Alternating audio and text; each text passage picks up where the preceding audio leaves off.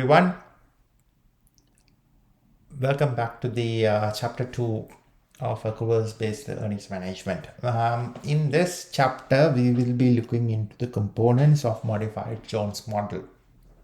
So first we will understand the model, then we'll deconstruct the equation into several steps, and each steps we will be improving and explaining what are the things to be considered in order to calculate the discretionary, non-discretionary accruals. So without further ado, let's move into the first slide. So modified Jones model. So discretionary accruals are calculated by subtracting non-discretionary accruals from total accruals. And the absolute value of the discretionary accruals is considered as the earnings management part. It seems simple, like when you look at this equation which has certain letters into it, but do not worry, all the letter explanation, abbreviations, meaning for it is given at the end of this slide series and the slide. So simply, if I say it in like layman terms, you have to find the total accruals. Then from the total accruals, if you remove the non-discretionary accruals, whatever left is called discretionary accruals. And for the mathematical purpose, we will use the absolute value, meaning we are not going to look into the negative values. We will just be focusing on the positive values. With the use of absolute value, it can be changed from different person to person, different research objective, and depend on the supervisor's guidance.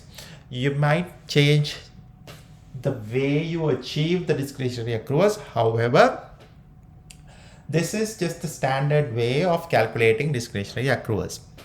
And I have added a footnote at the bottom saying this method is less complex than REM.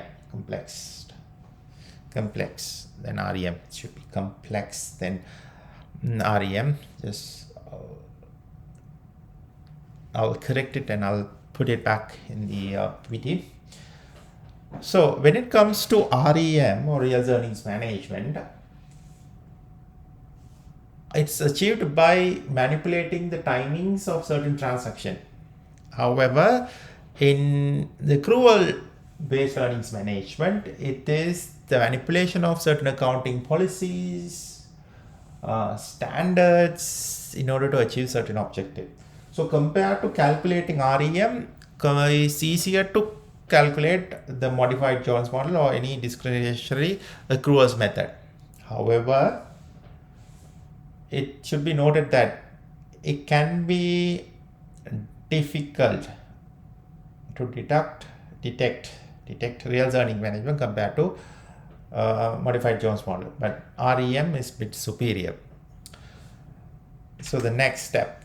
So in terms of step 1, it's total accruals. So total accruals is simply you find the net income of a particular company for a particular period and deduct the cash flow from operation from the particular company for that particular period, and the result or the residual is total accruals. Just the difference. So this step seems easier.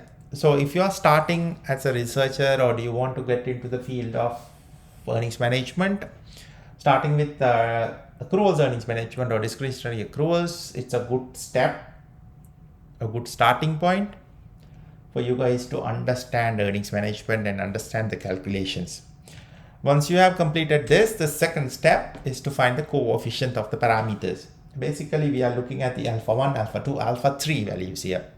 And the inverted or mirrored letter number 3 is known as epsilon. It's the residual value. But you guys, in this series or this equation, when you arrive to this equation, the main focus would be calculating the alpha values. So once you have done this, you just need the alpha values, and you have to carry forward the alpha values into the step 3 of the equation. So once you have received, or once you have calculated the alpha values, you have to certainly input. It's the same data. Once you computed it, you will calculate the NDA, or the non-discretionary accruals. So step 1 is required to calculate the accruals, total accruals and discretionary accruals. Step 2 is required from step 1 is to get the alpha values. Once you get the alpha values, you compute and you calculate the non-discretionary. Once you get this information, you plug it into the step 4, the final, which will be where you find the discretionary accruals. Okay, so all these steps are integrated to one and each other complementing each other. So my advice is to go step 1, 2, 3, 4. But do not worry, we are focusing basically on the theoretical point of view. Once we are going to the next chapter, where we will be looking into the data collection, data analysis, we will be looking from a practical point of view. Okay. Once this is done, the next step is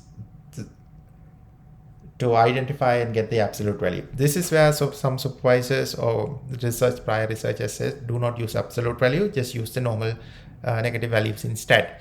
It depends on, so if you are using absolute value throughout the research collection and data, use absolute values. If you are using non-negative values or incorporating other values, just follow that.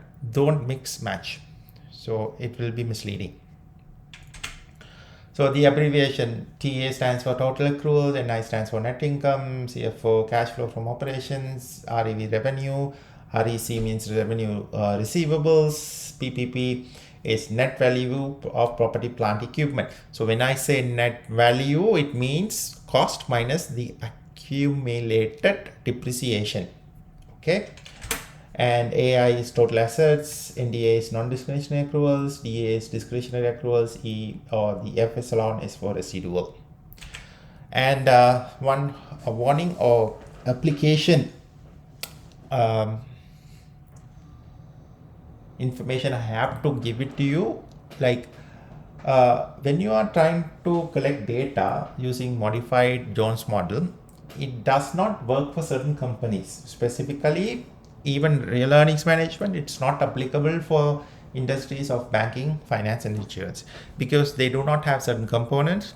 They do not sometimes have these receivables, asset-based, property, plant, equipment. Apart from that, when you are selecting a sample, and make sure you go through the financial statement to ensure all the companies have these components, the assets, the PPE, the receivables. If those companies in your sample, if they do not have, certain companies you do not have these components, you have to remove them and you have to reassign a new sample, or you have to find a new sample set which comprises of companies which have these components, assets, PPE and receivables. If they do not have them, and it will be a problem for the computation and it won't give you the results you require. So do keep in mind this warning, this concern in mind when you are collecting your sample set.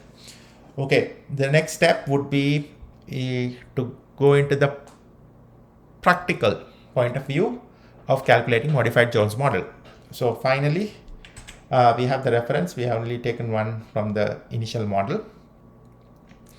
And if you are a student or researcher or anyone who wants to learn earnings management, my recommendation is to start with total accruals or accruals earnings management, like modified Jones model or Jones model, because it's comparatively easy and less complex. So you will have a better understanding. Then you can proceed to learning higher models such as real earnings management model and industry models, etc. Okay, guys, thank you very much. And let's see you on the next chapter 3, where we will look into the practical point of view of calculating modified Jones model. Thank you very much.